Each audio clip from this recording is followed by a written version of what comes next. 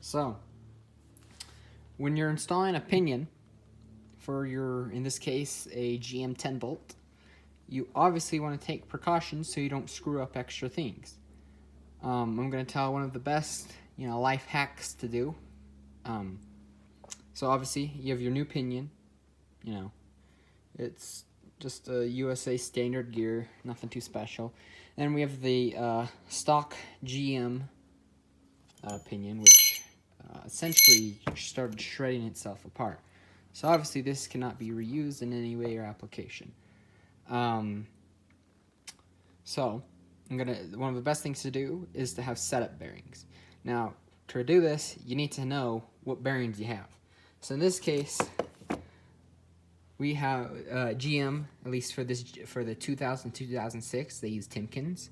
So right here, we have a Timkin M802048, and then for the lower pinion bearing, and then for the top one, well, let's see, that one rubbed off. This is just my setup bearing, but it's the M0820, and I believe it's a 40, if I'm not mistaken. I'll put it in the description. It's fine.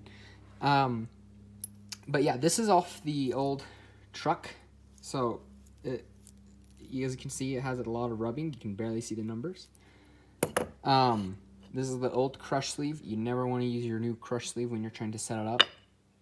But what you do is you essentially grind it out, right? It's all ground out in the middle.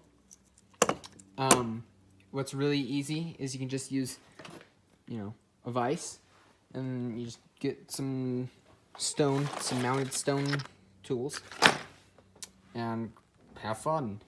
Takes a couple hours, but it's worth it. So let's put that on. It slides in real easy, right? Put the crush sleeve. Crush sleeve is a little stubborn, but it's okay. This guy, and then just for reference for the yoke, if you get a wire brush and clean it inside, it goes on a heck of a lot smoother. And then obviously the washer, the bolt, and that's essentially your foundation for the setup. Now when you go to put it together for real,